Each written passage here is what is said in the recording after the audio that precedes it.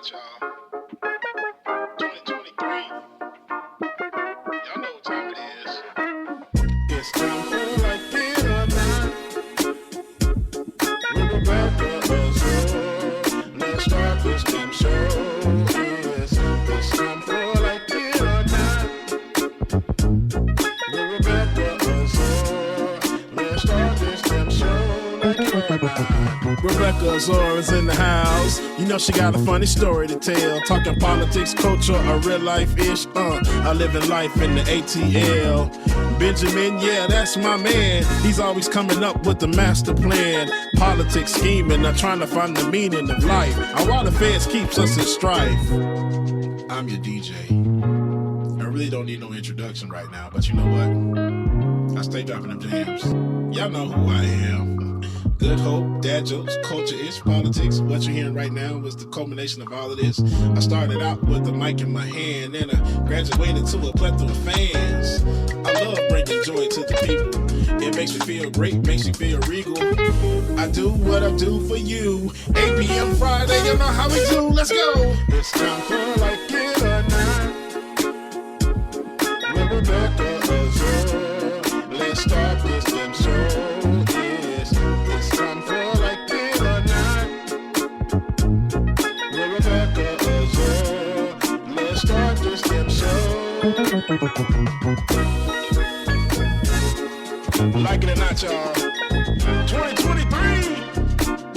Let's start this damn show. Let's go. Like It or Not starts now.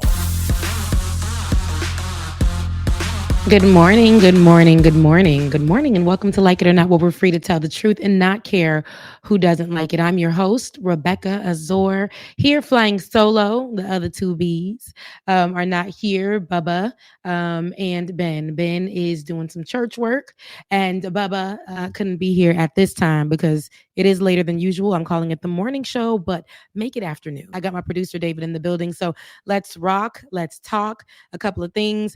But before we get started, even though my colleagues aren't here, you know how I always want to start, check in, right? So I haven't done my monthly check-in just yet on the page, but if you're watching right now, make sure you like, share, and subscribe. Send this on over to a friend of a friend of a friend, because you know I'm not here for a long time, but I'm here for a good time. So we're going to have a little bit of fun. And before we start, we're checking in, right? So I wanted to give you guys an update a little bit about, I know I told you guys about the story of my run-in last month. It wasn't even last month. It was January, at the end of January, right before February 1st, with the cops, right? So I want to give you a quick update with that.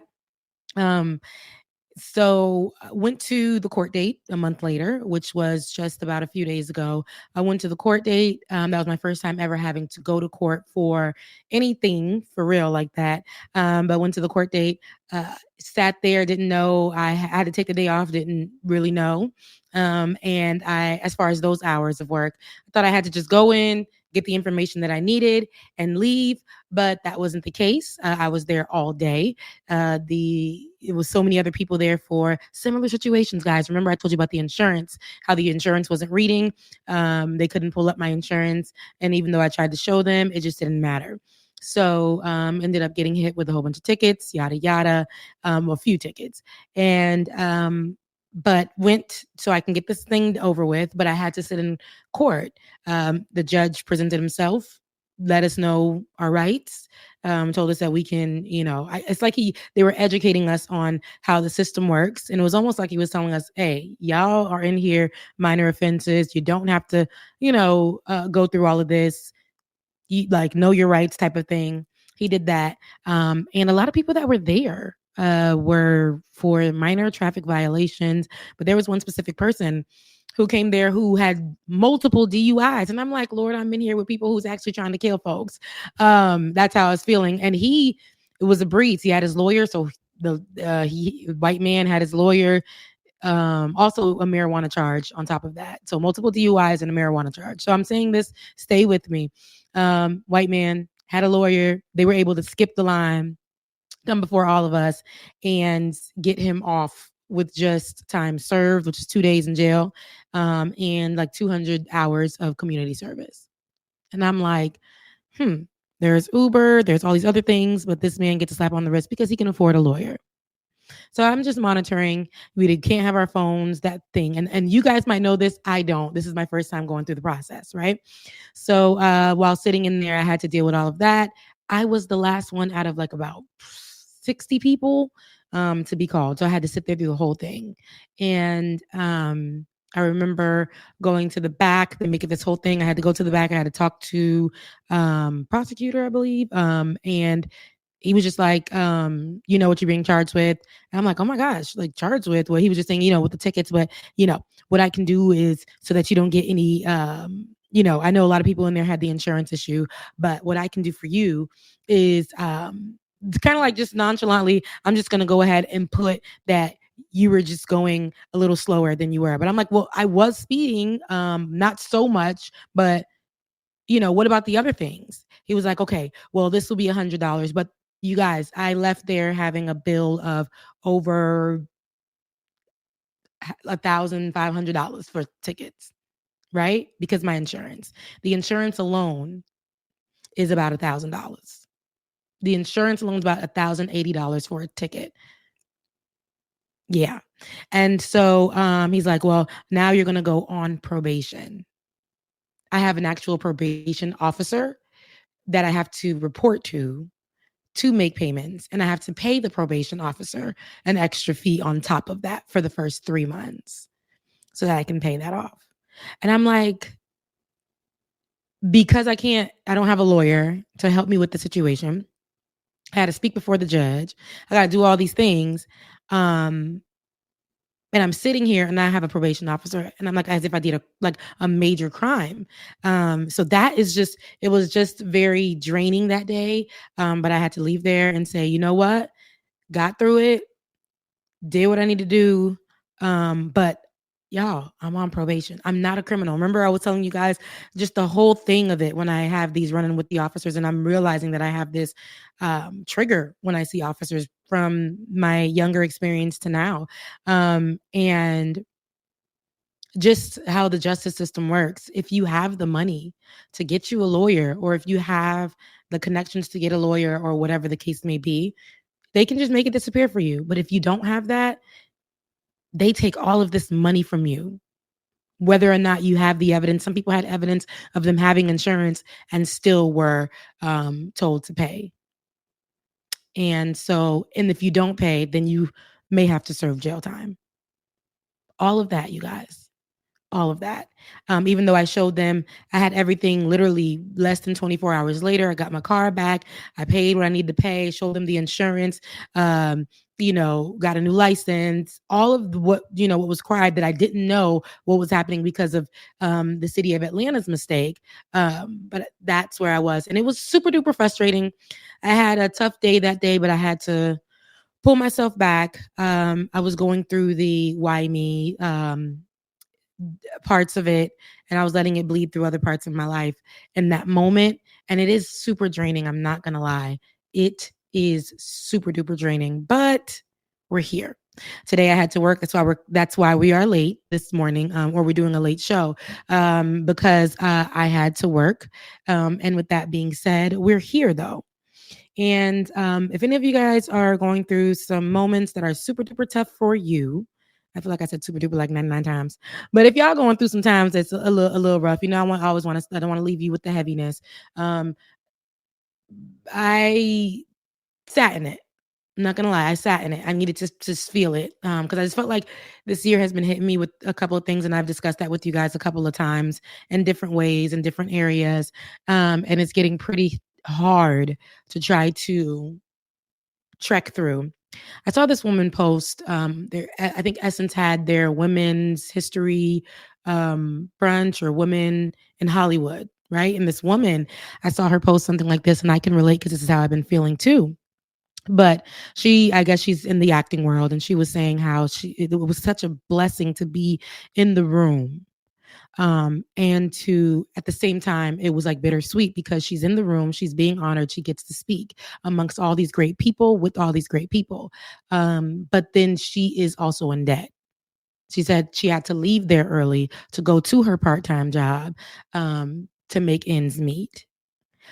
it's funny how you can be in the room and alongside people, working alongside people. If you guys have known me through my career, I have been on some of the biggest platforms. I've had millions of views. I've had all of the above, and it's funny because I just find myself feeling like all of this, and I'm so grateful for it. I'm so grateful for people to know me. I'm so grateful that people love my work, but it's almost like a bittersweet thing because while I love doing this work, while I love being here before you guys, it's like I almost feel like when is it going to be um, beneficial for me so I can be here with you guys all the time? When is this going to be a possibility for this to be my main work and financially? So I have that grateful feeling that I'm able to do this.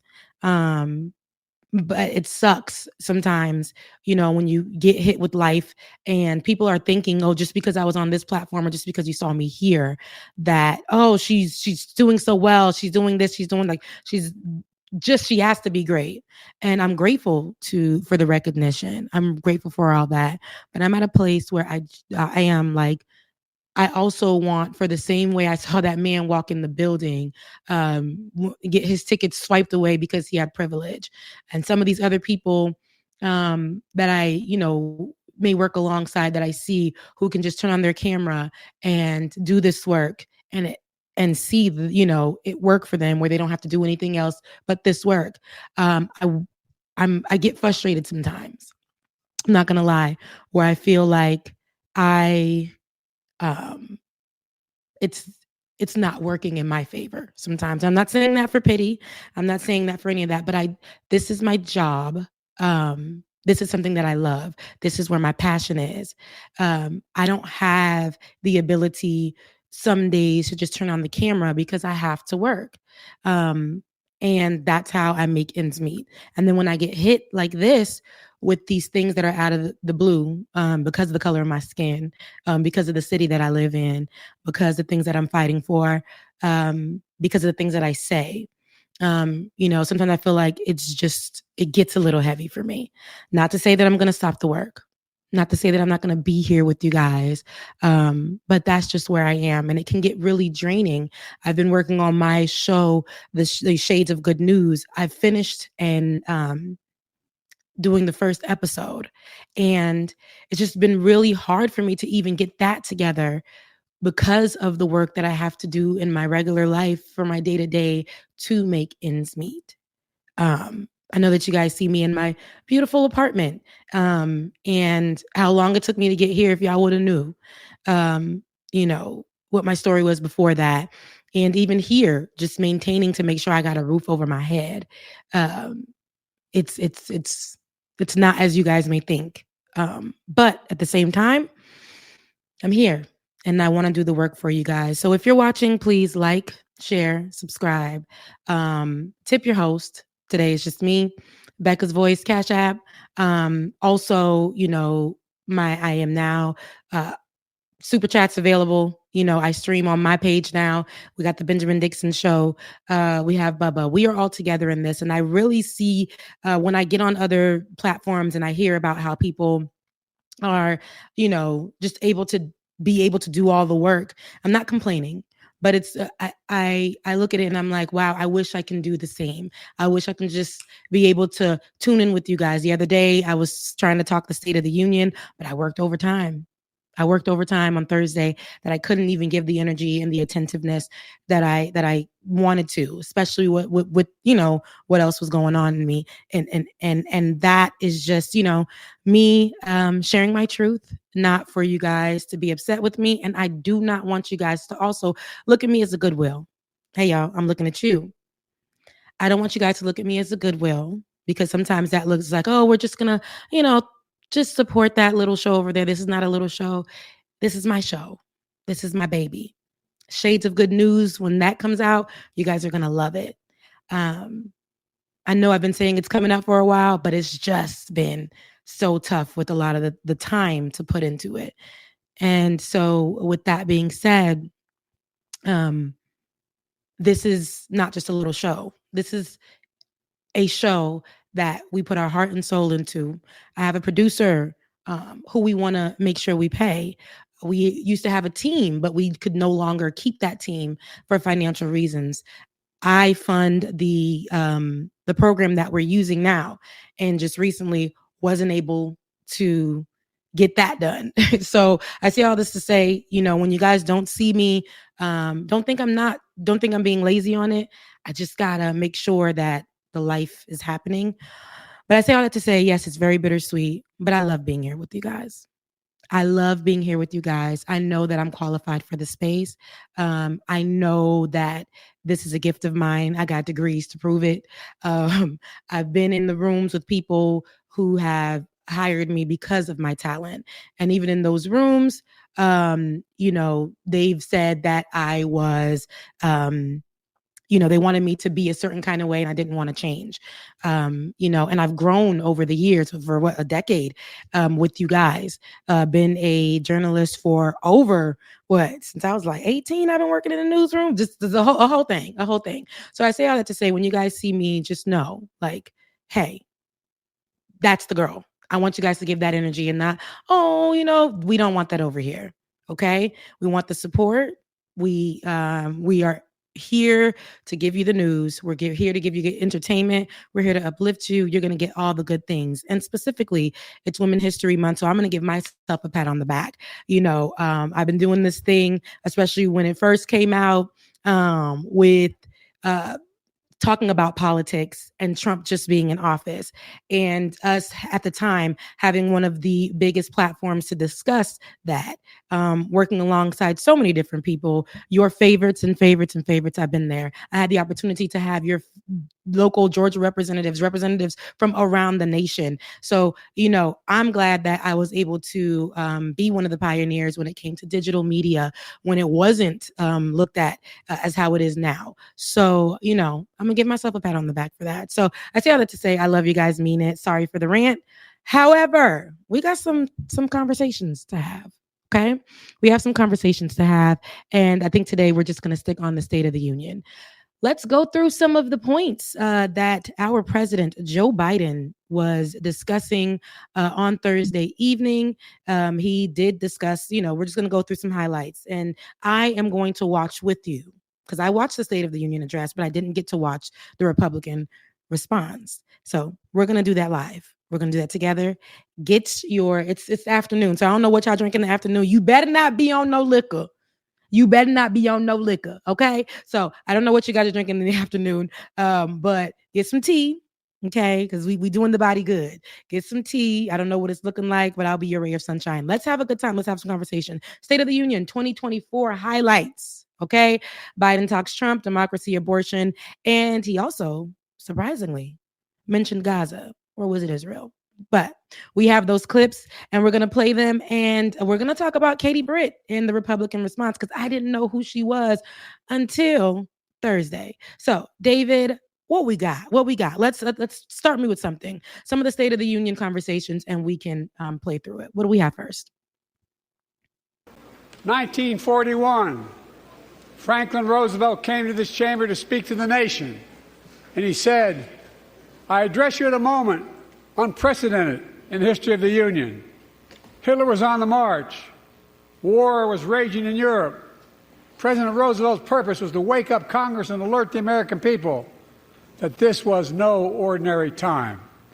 Freedom and democracy were under assault in the world. Tonight, I come to this same chamber to address the nation. Now, it's we who face an unprecedented moment in the history of the Union. And yes, my purpose tonight is to wake up the Congress and alert the American people that this is no ordinary moment either. Not since President Lincoln and the Civil War have freedom and democracy been under assault at home as they are today. What makes our moment rare is that freedom and democracy are under attack both at home and overseas at the very same time.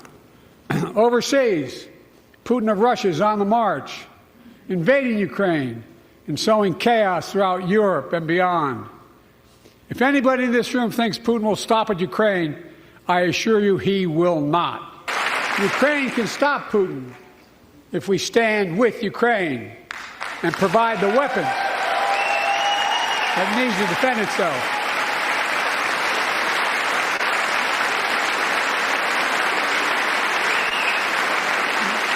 That is all.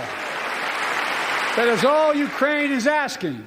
They're not asking for American soldiers.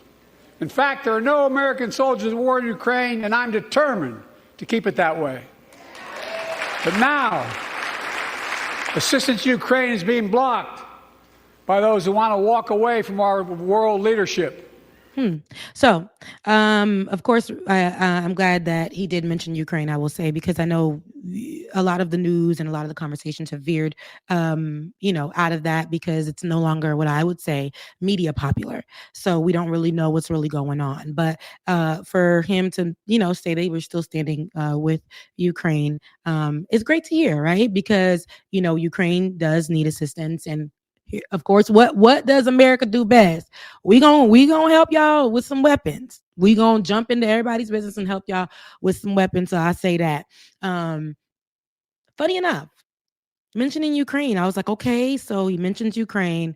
Of course, won't mention his mentions Ukraine, but we don't get the same energy. And I don't know if you can skip around in clips, David, but we don't get that same energy when he mentions, or to me, fails to really mention Gaza.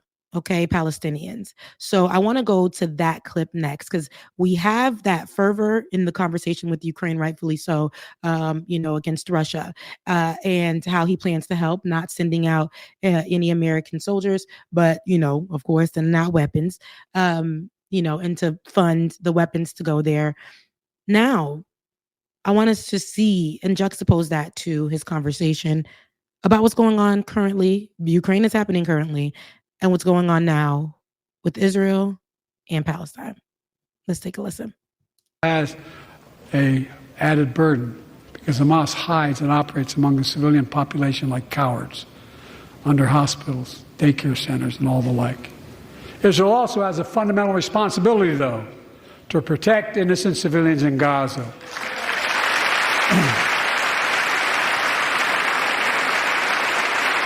This war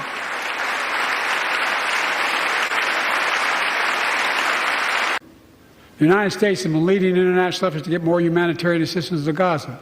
Tonight, I'm directing the U.S. military to lead an emergency mission to establish a temporary pier in the Mediterranean on the coast of Gaza that can receive large shipments carrying food, water, medicine, and temporary shelters. No U.S. boots will be on the ground. A temporary pier will enable a massive increase in the amount of humanitarian assistance getting into Gaza every day.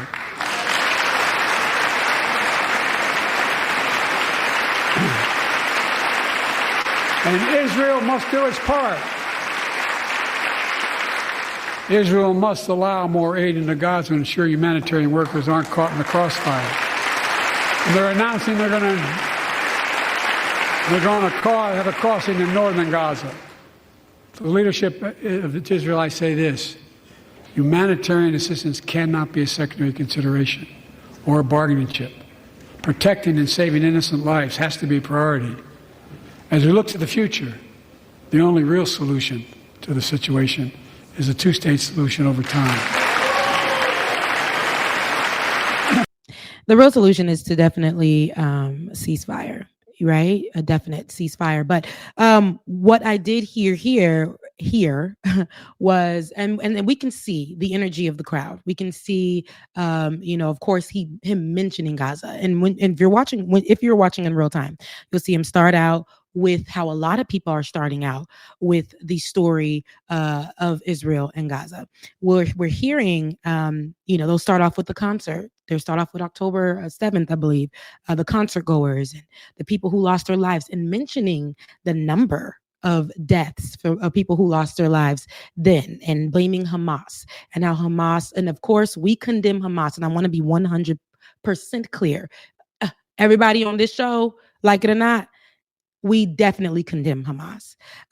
But mentioning and starting out with those, like the numbers and people who died and how they need to bring those people home, absolutely.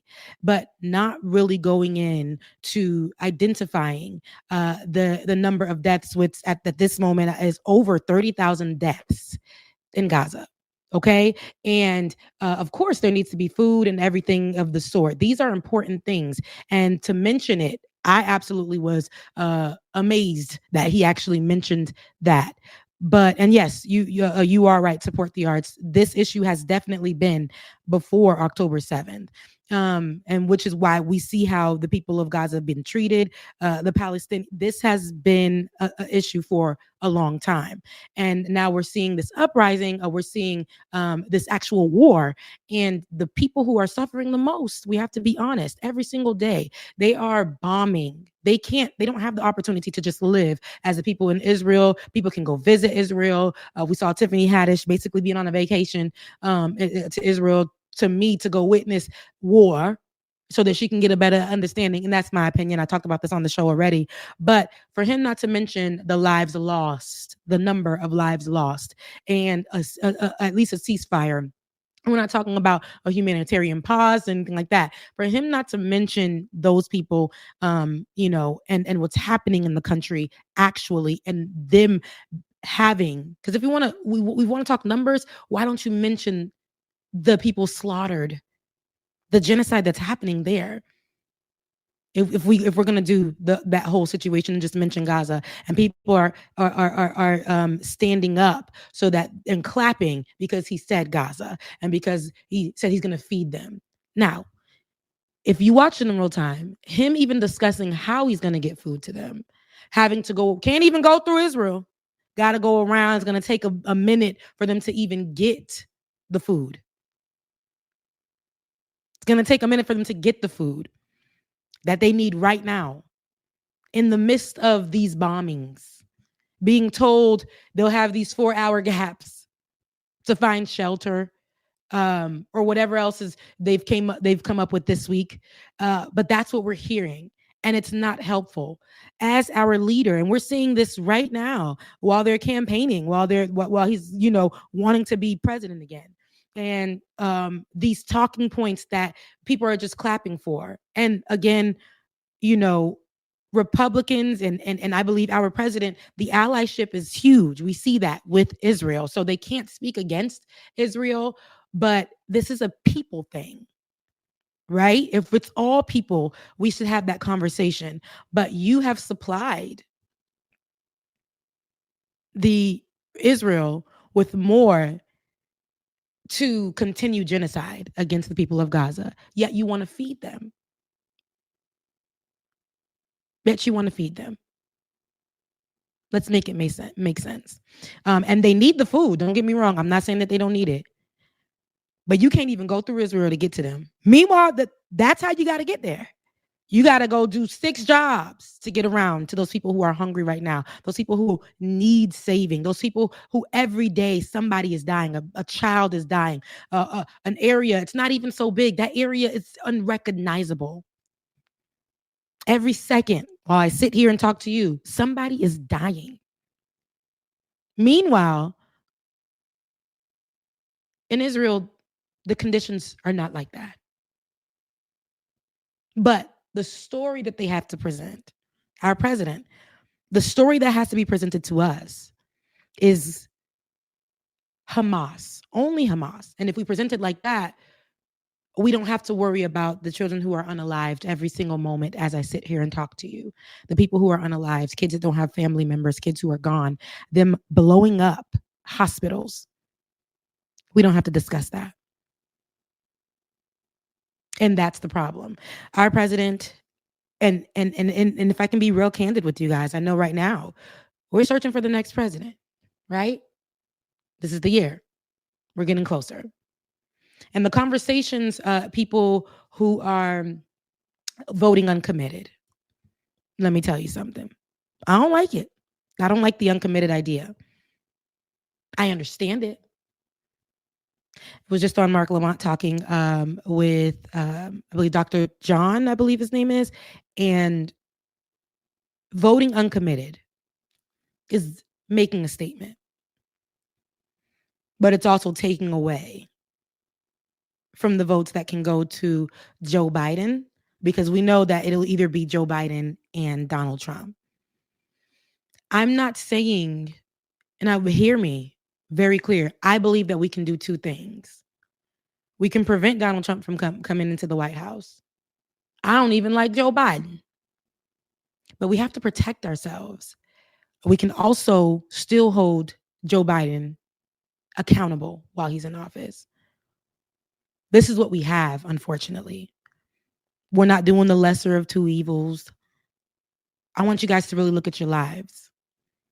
Not even the people who are in his party. You see people who, while he's talking, you see, because I say two things can be true. He is the president. We saw what Cori Bush, Ilhan Omar, these are people who will sit in front of him, hear him speak, respect him enough, and make sure they hold up signs. Ceasefire. We hear you talking, but this is what we on right now. This is what we're fighting for. Ceasefire. Let's stop adding. Let's stop putting the blood on our hands. We can have that conversation. We can hold them accountable because that's Joe Biden's history. Think about Donald Trump, who is also somebody who is in support of just funding anything whoever ally, let's support them. Let's give them what they need. Let's give them guns. Let's do what we need to do. Funding the military like nobody's business. War. Imagine Donald Trump just being like president imagine what it would look like. I don't know if people aren't understanding that America itself has stood beside so many genocides, right? In the Middle East, we know this is America's history. Historically, America itself came to be because of genocide of indigenous people. So our leaders historically are no different. So voting uncommitted would be problematic. Because it will get us closer to, in my opinion, Donald Trump. I'm not saying we can't hold Joe Biden accountable, because we got to. He is not. If it was for me, if we had more options, if it was looking different, absolutely. But this is what we got. Let's be smart about it, y'all. Let's not give these. Right. My producer says the uncommitted vote should only be in the primary for messaging. So much so that I feel like in the State of the Union, I feel like he could have addressed it in a way as well. Why are people voting uncommitted for you? Why? Do you know the resistance? You're speaking. This is the State of the Union address. Your own peers are questioning your capabilities as a leader because of your support for the genocide. And I felt like he could have spoke more to that in his speech. But again, this is politics. And they, what we would want to expect from our leader, especially now, we most likely won't get it. So this is why we got to make sure we still have control. Having Donald Trump, we won't have control. If you remember when he was in office, what that looked like. So much division, so much pain, domestic terrorist attack, racism, police brutality, guns. I know that in his speech as well, Joe Biden discussed banning, I believe, rifles. I don't remember the particular rifle, but banning them, the purchase of them. And I mean, that's the first time that I've heard that type of verbiage. So I think we're going somewhere. But imagine Donald Trump, who's just in support of the NRA, these people that guns is life, people sending out all kinds of our leaders taking pictures with their kids, sending out cards to family members with their kids holding guns, because guns are so important, right after school shootings at an elementary school. Sandy Hook wasn't enough. Since then, we've had way too many, an influx, especially under Donald Trump, of mass shootings. So much so, we have now the number goes to determine a mass shooting is, I think it's like 4 or more. They're happening so much. marginalized communities, children, just because. And the same police that are supposed to protect us, that Donald Trump loves to uplift, are the ones saying that some of those mass murderers were just having a bad day. Remember when the people went out and they were rallying out in the streets because of monuments being taken down, and people were beating on each other, the whole thing, blaming Black Lives Matter, which they still do. And Donald Trump said it was both sides. Do you want a leader who can't see? And I would say Joe Biden right now is playing the game, a similar game when we look at Israel and Gaza. But Donald Trump will go. I can see it right now. Not only will we see a war there, the war will be here. The war that we're already having, racial wars, we will see that here. This is a man who literally stood before Black people, allegedly, if there's Black people in the room, and told them that he's liked by Black people because of his arrest records or of his criminal record. This is what he thinks about us. This is what his base thinks about us. We've talked about this on the show. It's very low. What he represented when he was in office, I had to cover so much death. I had to watch my back. I had to listen to voicemails of people threatening my life. I had to watch videos of people who were demeaning me, picking me apart because of what I looked like, because of what I discussed. This is the same president who called my home country, where, you know, a shithole country. Black immigrants get the win. He wanted to remove DACA, which we know is an immigrant, is a program for immigrants to be here, the Dreamers Act. Then TPS, which a lot of, I know, family members who came here for under TPS.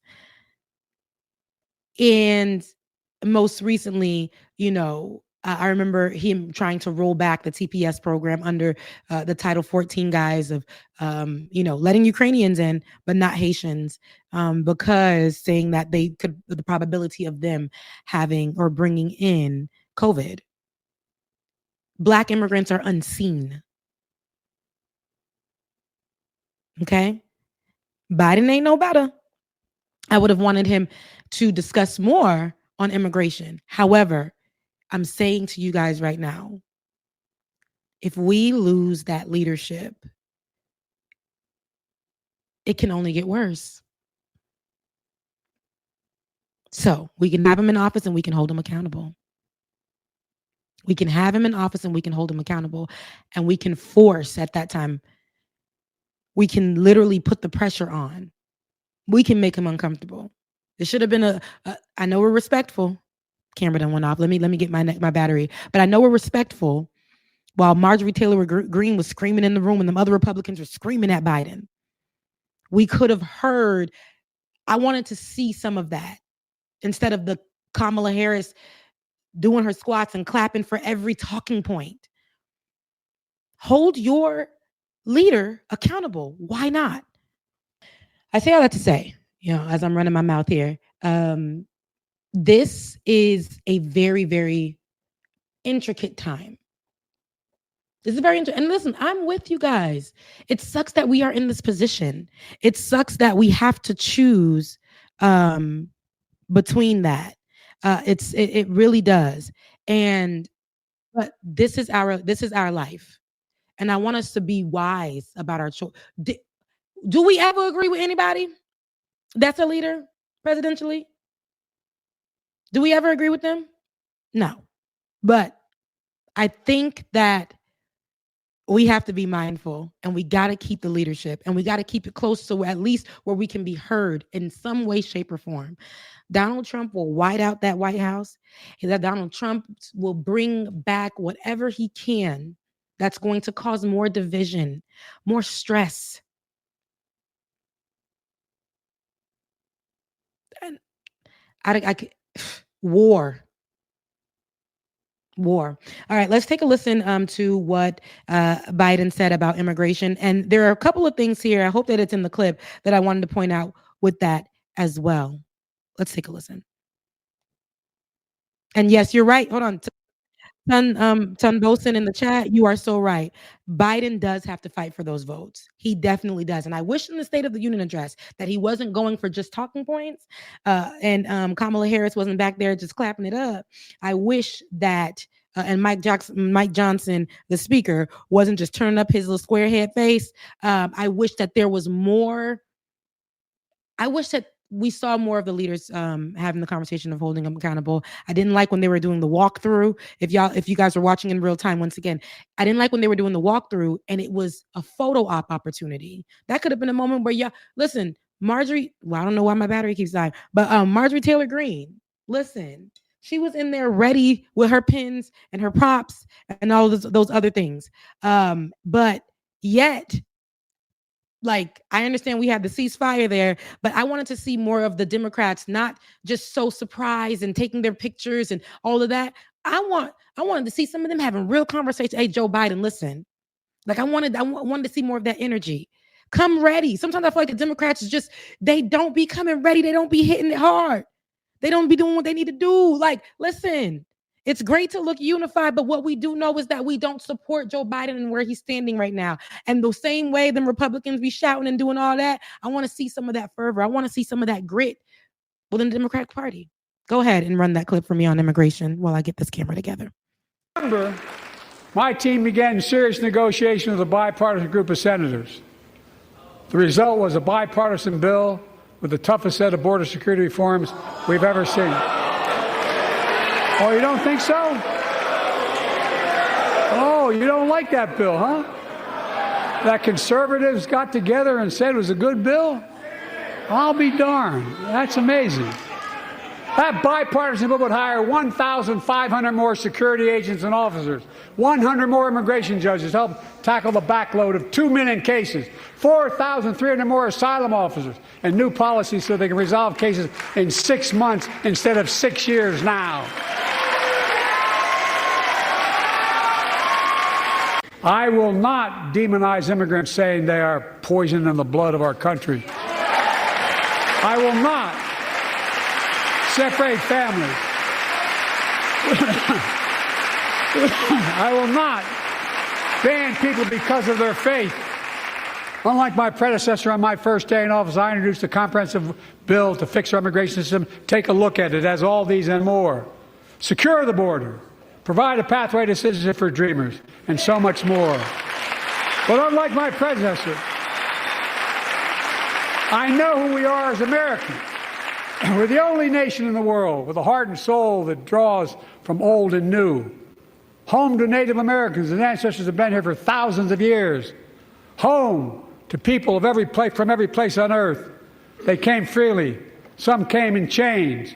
Some came when famine struck, like my ancestral family in Ireland. Some to flee persecution, to chase dreams that are impossible anywhere but here in America. That's America. And we all come from somewhere, but we're all Americans. Interesting. What I wanted you to play is when he initially called them illegals with a hard I.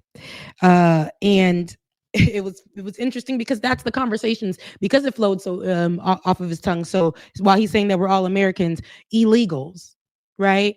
Could have been a slip of the tongue, but it was so natural. And that's how he has conversations, I believe, about immigrants.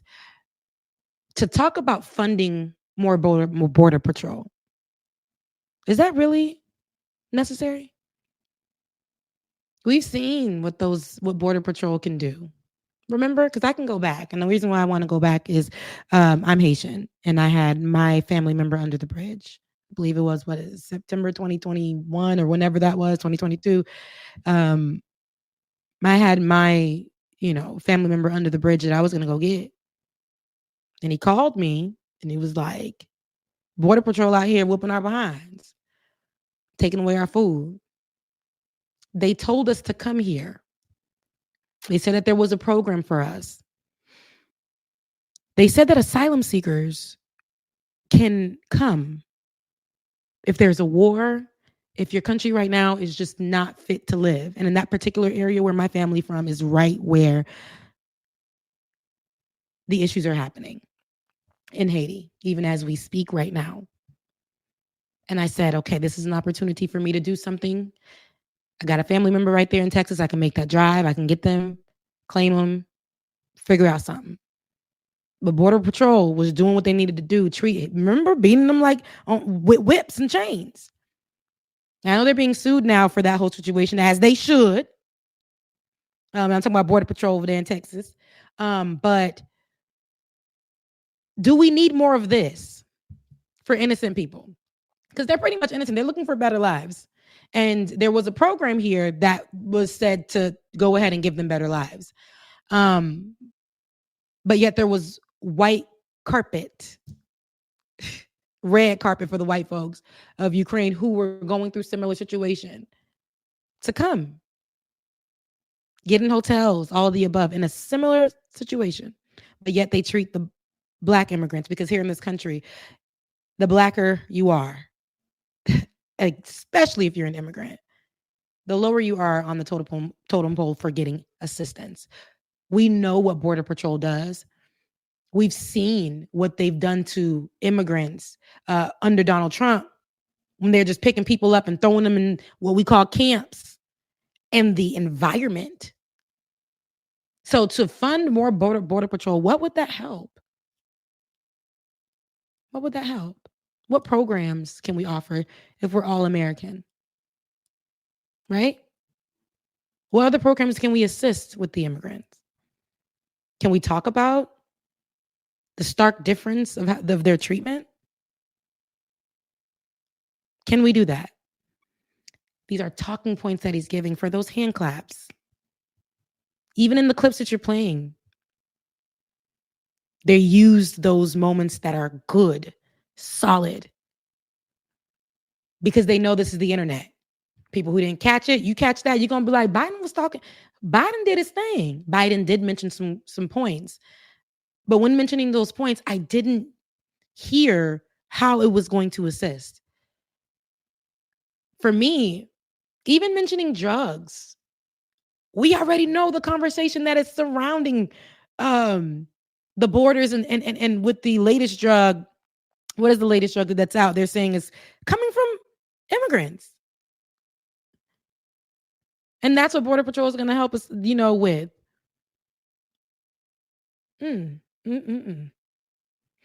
So fentanyl, yes. People, when they hear fentanyl, which to me is an American drug, I don't hear nobody outside the country talking about fentanyl. Talking about the drug and then talking about immigrants. This is what we're saying but we're all American. It gave division to me. So with that being said, like I said, strong points for Twitter quotes.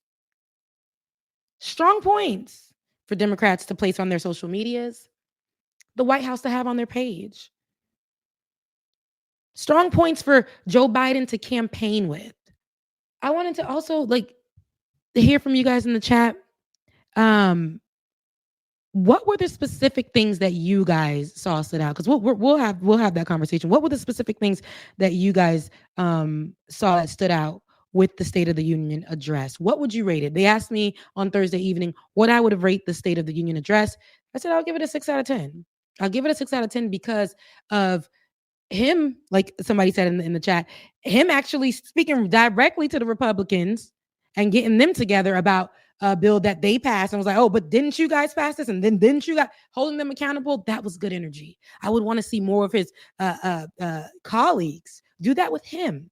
The same way that those Republicans walk in unison. Let me tell you something. I don't like what the Republicans stand for. I don't like what they stand with. I don't like I don't like any of it. But one thing they're going to do, they're going to stand in unison. Even if they're disagreeing with each other, they're going to be right together, sitting there. Just like the Speaker of the House was, making sure he stuck right there with his Republicans, with the conservative views. making sure he made sure that everybody knew what side he stood on. I don't want, just because you say you're a left, you're a Democrat, you're a liberal, you're that. I don't want for it to look like, oh my gosh, Joe Biden. That's not unison. You got to be able to hold this is where I'm saying, you got to be able to hold your leader accountable. Go ahead. I know you know how to read.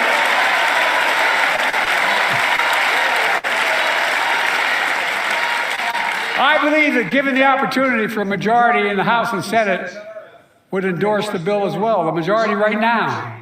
But unfortunately, politics has derailed this bill so far. I'm told my predecessor called members of Congress in the Senate to demand they block the bill. He feels political win. He viewed it as a political win for me and a political loser for him. It's not about him. It's not about me. I'd be a winner. Not really.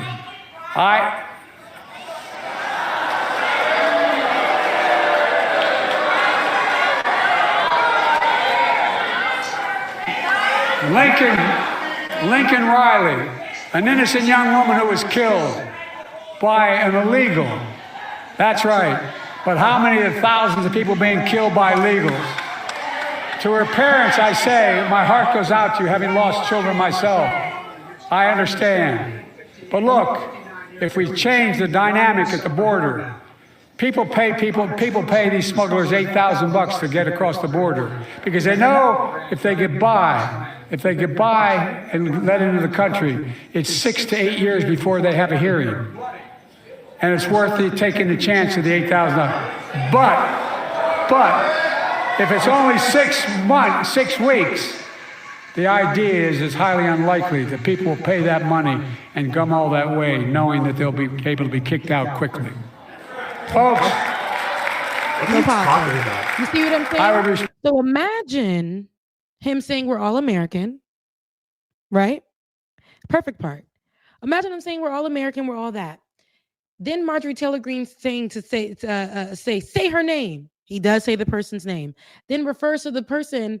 This is a situation that doesn't happen often, mind you. More people are killed by Americans and mass murderers right here by these people who are buying rifles every day. But you want to point out somebody who was killed, which is terrible, which I'm glad that Joe Biden mentioned that. To call the person an illegal, you see what I'm saying? Again, illegal, and say that our borders are going to be so protected. It's giving me the wall, but our borders are going to be so protected. They know that if they were to come here, they won't come here because we're going to basically put fear into them because they know that it'll be up to 8 years if they come here. But who are those people? Are we saying that because of this situation, all of the illegals that want to come here, are we saying that they're all the same? They should all go to jail. This is what they should fear even coming here.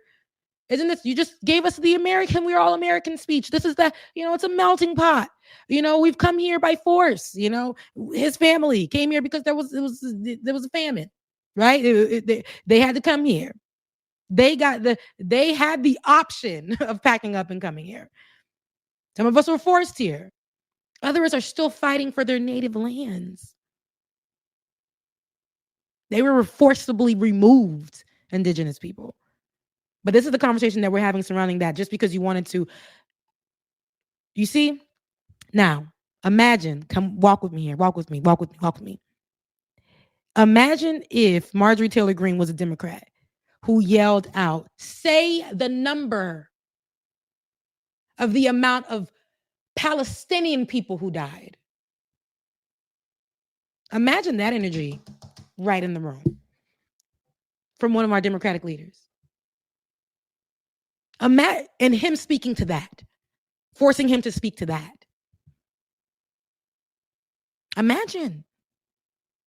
And this is where I say we got to hold him accountable because they coming into the room. Marjorie Taylor Greene has been on his neck since he was walking in. Not only does she have her little props and stuff, gave him a pen that he carried with him up on the stage, put it on the side. And I like that he did recognize what she was saying and recognize the woman's death and her family. But what about those over 30,000 Palestinians? that you helped, to me, die. Come on. What about it? So now we want to talk about undocumented illegals and put fear in them because Marjorie Taylor Greene said so. Why did you fall for that? If he was able to talk to Marjorie Taylor Greene, I imagine if one of our Democratic leaders were able to push that pressure on him. We're talking about it needs to be done. Shake the table. Give us something to work with. That's where we're at right now. Moving on. What's next on the docket before we get to the Republican response? Give us a little something. And I'm thinking abortion. If we have that clip, we can go there, because I think that was a great conversation to have. And with all due respect, justices, women are not without electoral power. Electoral or political power. You're about to realize just how much you're right about that.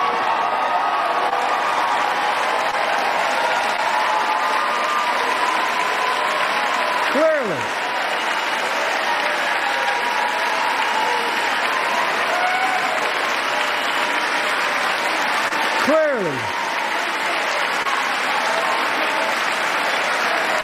Those bragging about overturning Roe v. Wade have no clue about the power of women. But they found out when reproductive freedom was on the ballot. We won in 2022 and 2020, and we'll win again in 2024.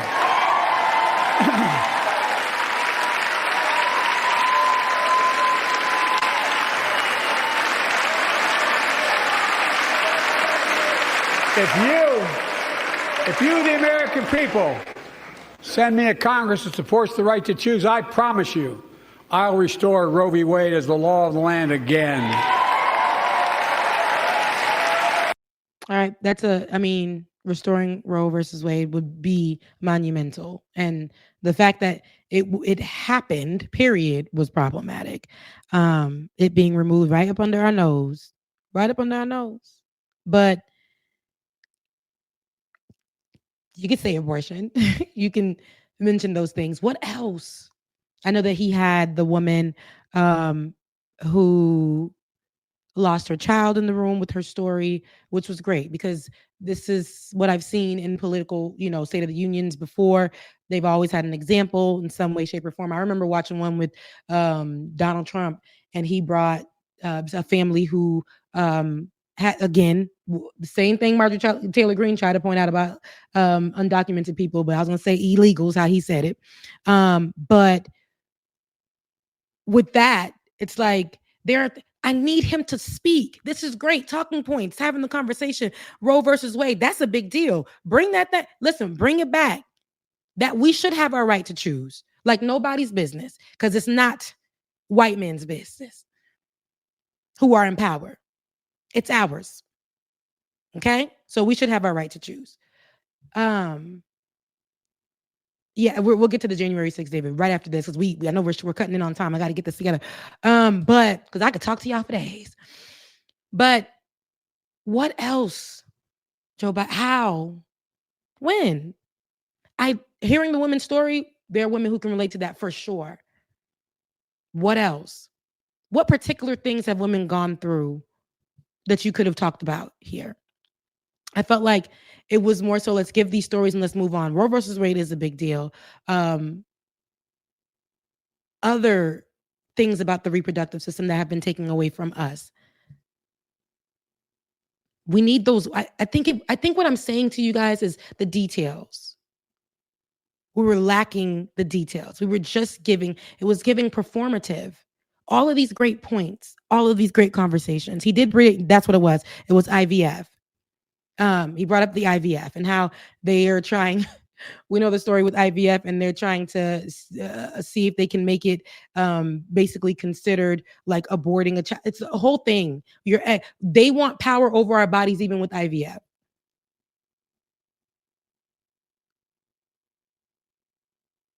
Donald Trump and friends want to make it illegal, want to make it hard for us. You want to take our power. All of the above. And I think this was the perfect time for him to go into detail about what he would do, what that would look like for us. Even when it came to cutting student, I know he spoke about, cutting tax cuts for the wealthy, which is good. I mean, that was a hand clap and a plausible moment there. Those people aren't scared of that. Republicans aren't afraid of that. Is it going to happen? He talked about cutting student debt. And when he talked about cutting student debt, he mentioned on how much and to who. I want y'all to raise your hands in the chat on, were you one of those people? And mind you, great for the people who got their debts cut. And of course, there is opposition that is stopping us from getting, some of our student debts cleared. We understand that. And who he's worked for, who he's done it for already is great. But who he promised it to, it wasn't just particular people, it was all of us. And I didn't get that cut. And the people that he named, I wouldn't have. I didn't meet those requirements. So even with that, it's just like, look what I've done. Look what I've done. Look what I've done. But there are people who have been complaining. What about the complaints? I want to mention those. Why are people voting uncommitted? I wanted him to touch on those things. Not look what I've done and look what since I was younger and since this and then what I needed more from that. Let's take a listen of his January 6th and then we'll move on to the Republican, because I can go in and all this whole thing. But I'm trying to move on quick. Stay with me here. Let's take a listen on his comments about January 6th. You were here on that darkest of days. We all saw with our own eyes the insurrectionists were not patriots. They'd come to stop the peaceful transfer of power, to overturn the will of the people. January 6th lies about the 2020 election and the plots to steal the election posed a gravest threat to U.S. democracy since the Civil War.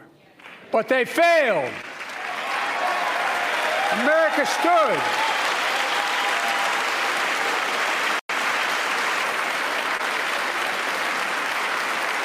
America stood strong and democracy prevailed. We must be honest. The threat to democracy must be defended. My predecessor and some of you here seek to bury the truth about January 6th. I will not do that. This is the moment to speak the truth and to bury the lies. Here's the simple truth. You can't love your country only when you win. Strong moment here. Republicans in the room, mad, upset. Our boy, what's his name? Mike Johnson, you said his name was. Speaker sitting there mad, not saying anything. That's very telling. And you guys, listen, Biden, I just ripped Biden to shreds just now. Gave him about a 6 out of 10. But imagine having somebody like the speaker, because we're looking at what it would be. I don't like to me, somebody just clapping for everything. And that's what Democrats do. This is what we're looking at right now. Look at your screen. This is the representation of what we have right now. We have the speaker who doesn't give a damn. That will be the Republicans if we have Donald Trump in office, who really will sit there while people are making points and actually holding them accountable. And they will sit there and not give a damn. They don't care. And then we have people like Kamala Harris, who represents our Democratic leaders. And that's what it looks like, is we're not getting anybody holding each other accountable for real. Now, shout out to Cori Bush, Ilhan Omar, and Alexandria. A lot of those women who are standing 10 toes down on the ground, doing what they need to do. But in this room right now, I mean, I know it's cute. Not cute. I know it's you're making a message, but this room needed that Marjorie Taylor Greene energy, but on the Democratic side. And yes, that was a strong statement made. You can't only love America when you win. You can't. What we saw on January 6th was disgusting, was repulsing. We should remember that day like we remember 9/11, because that was a terrorist attack. It happened to be domestic, right at the hands of our own. People sitting in that room helped fund American terrorists to get to the Capitol that day. Donald Trump looks at that day like a glorious day. They were in there. They stole Nancy Pelosi's laptop. I believe defecated somewhere in her room. They took emergency buttons from underneath our representatives' desks. What were they planning? They had zip. Are we forgetting this? I'm gonna break it down to you. They had zip ties. Zip ties. They were jumping fences. That was on January 6th, 2020. And we're sitting here and allowing Donald Trump another opportunity.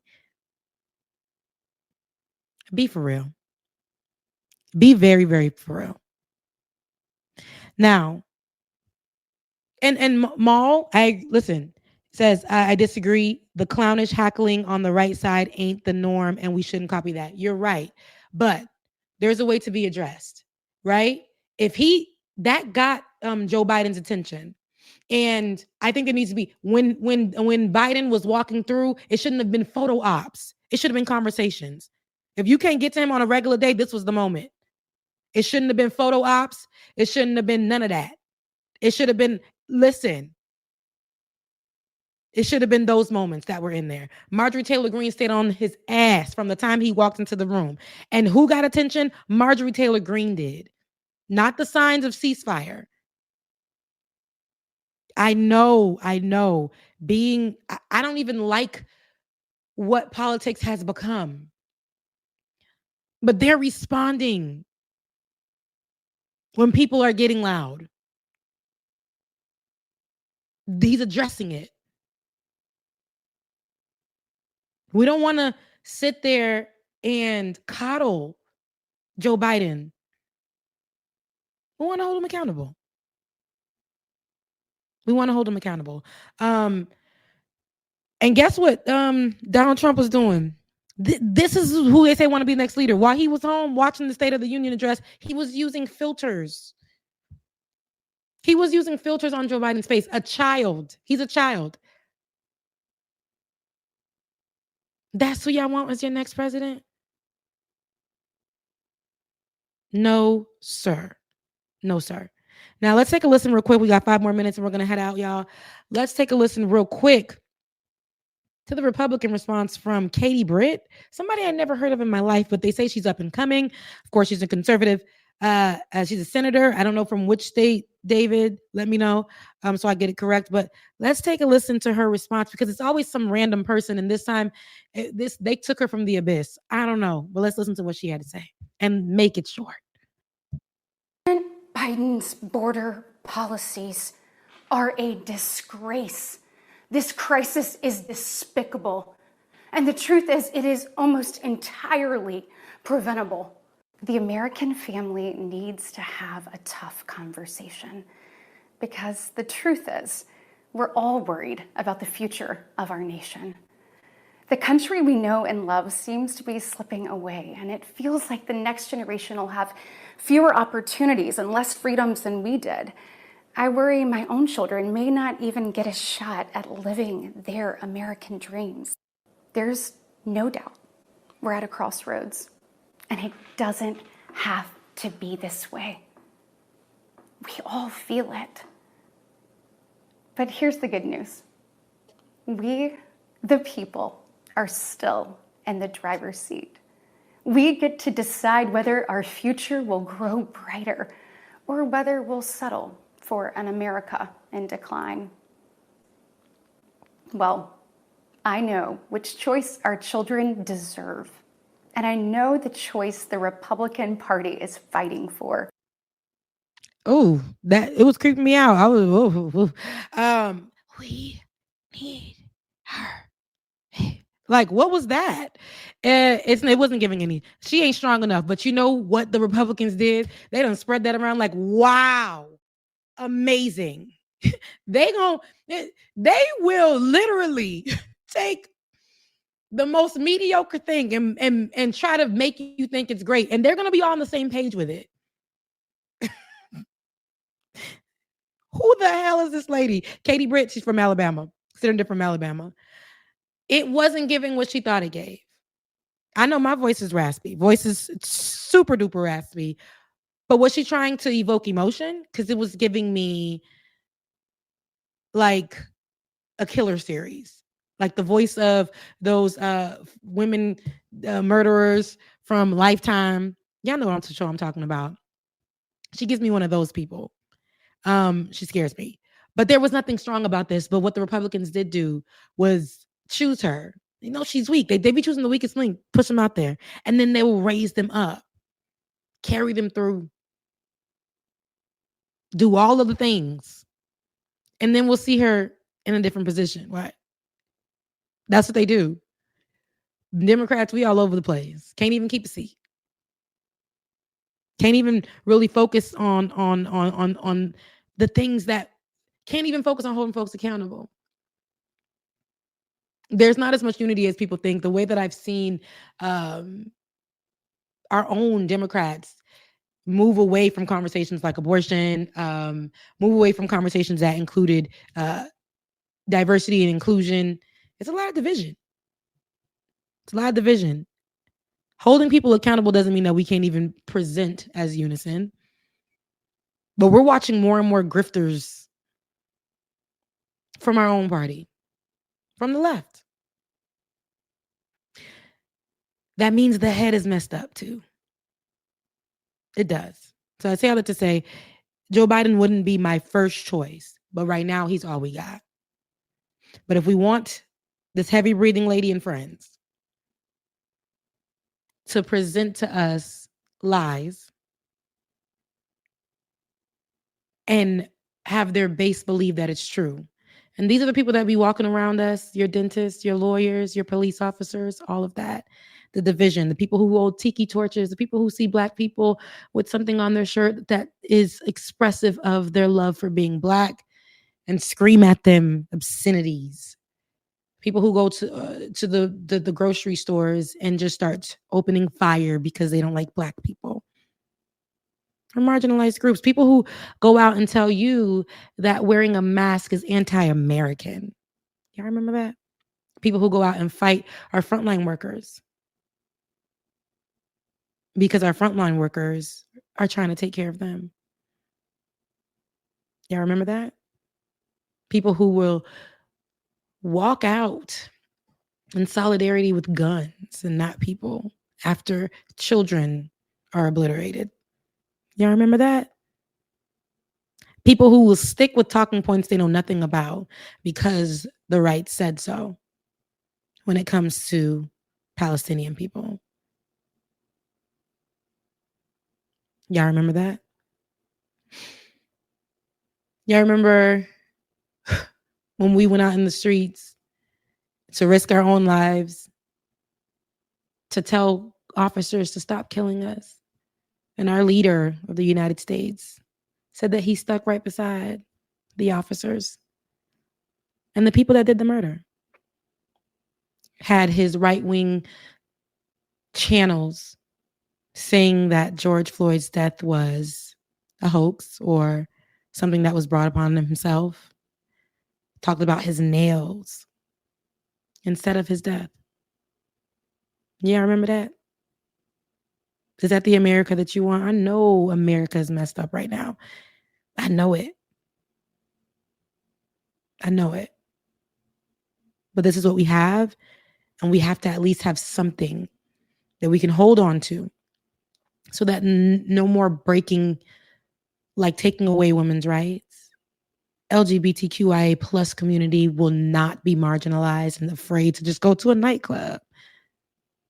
Afraid to just go out and be themselves and not be blamed for the death of children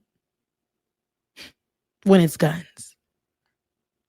When immigrants don't have to be afraid to look for assistance or help and not be treated like slaves because they came looking for a better life. and be thrown into these immigration camps while they're funding more border patrol, building walls. Y'all remember that time? Because I do. And I don't want to go back. See, did I just give you guys the lady's voice just now? That's my real voice. But I'm evoking emotion because I mean that shit. I mean it 100%. Think about it, y'all. You have your local leaders. That's an important thing to vote for. I know Joe Biden is not our best choice, but baby, let's not go back. Let's not go back. Let's hold them accountable. Let's start pushing other people towards the forefront. We need something different, but we need something to work with. We need something that is going to give us the ability to move a little bit, to do something. And while you're doing that, look at your local, look at your state, your local, look at all of that. And see who's leading that area of your state, your hometown, your city. Start educating yourself on that. It'll make you feel better. It's probably somebody that you don't even know that has plans on doing good. And your vote will definitely count. Fannie Lou Hamer, man, oh man. We're talking women's history. She fought for our rights to vote. It's Black people, Black women. She fought for our rights to vote. She had to endure so much. Being beaten by the cops, spit on, had to speak before everyone. They didn't want to even broadcast her point.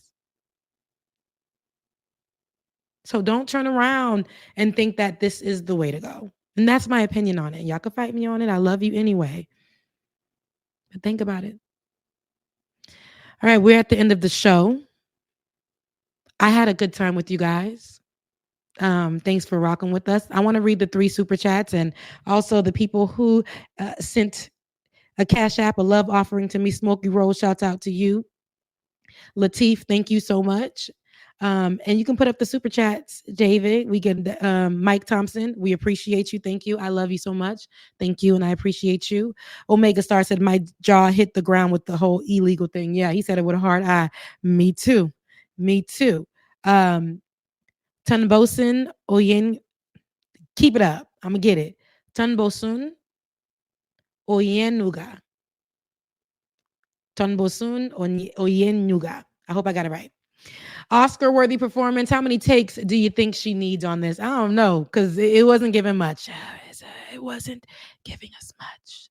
It wasn't giving us much at all. But listen, if you're still here with me, that means that you've been rocking with us. Rocking with me. It's a solo show. We flying solo, like it or not, with Rebecca Azor. That's what the show was called. It is. It is. And I hope you guys had a good time as we broke down some of the parts from the State of the Union address. There were so many more. I know we didn't hit them all, but listen, 6 out of 10 for me. Like that he pointed out some things. Got a little, gritty with the Republicans. Had a nice back and forth. But not too sure what that's going to look like. We don't know. But what I do know is that I'm happy that you're here with me. Because of you, I am. Because of you, this show is. So you already know what to do. Head over to patreon.com/like it or not. Patreon.com. Okay, the second time was good. Okay, gotcha. I had to think about accent. Okay. But head over to patreon.com/like it or not. Patreon.com/like it or not. And please give us sow a seed, because baby, this program that we're on right now still has a past due and we got to pay that. Also, if you are so inclined to tip your host and just be my producer today, please be sure to do so. We got Cash App. That is DKG87. That's our David. That's David, our producer, DKG87. And we also have, thanks for the super sticker, Mike Mario Drake. Thank you for this year's super sticker. And then we have Becca's Voice on Cash App. Thank you so much, you guys, for your support. I love you. Thank you for rocking with us. It is Saturday. I don't know what you're doing. I know tomorrow is the time to make sure to spring forward on your clocks. Spring forward on your clocks. I know they're taking away an hour. I'm already sleepy, but we got more sunshine. So for those of you who are like me, who get that seasonal depression, the light is coming, baby. We're going to get some light. We're going to be outside. We're going to get some sun. We're going to get back a little deeper melanin because I'm missing it. I love you guys so much. I'm going to head out. David, drop something cute for the people to listen to. And I am out. I love you guys. I mean it. I want you guys to enjoy the rest of your weekend. And I'll see you guys Thursday with Leftist Mafia, 8:30ish. And I'll see you guys next Saturday right here on Like It or Not. Mwah. See ya. You know how we do. Let's go. It's time for Like It or Not. With Rebecca Azor. Let's start this damn show. It's time for Like It or Not. With Rebecca Azor. Let's start this damn show. Like it or not, y'all. 2020